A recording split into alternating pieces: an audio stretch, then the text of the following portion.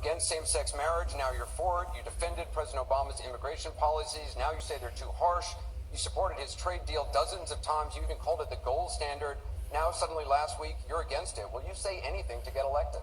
Well, actually, I have been very consistent over the course of my entire life. I have always fought for the same values and principles.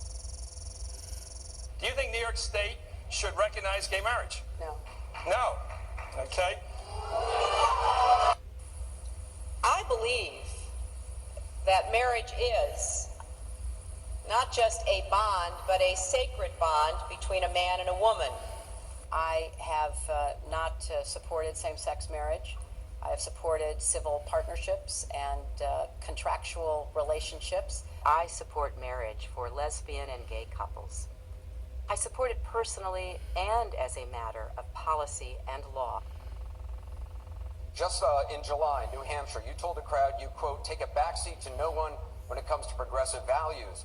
I take a backseat to no one when you look at my record in standing up and fighting for progressive values. Last month in Ohio, you said you plead guilty to, quote, being kind of moderate and center.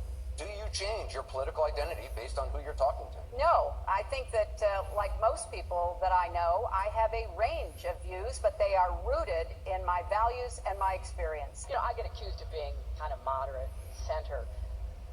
I plead guilty. Just for the record, are you a progressive or are you a moderate? I'm a progressive.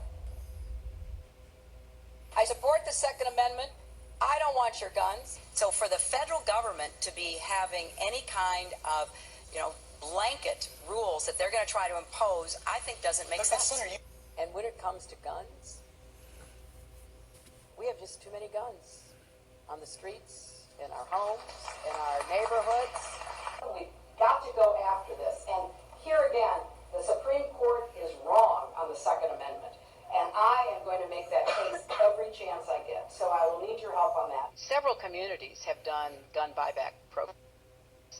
But I think it would be worth considering doing it on the national level. But certainly the Australian example is worth looking at. Will you say anything to get elected?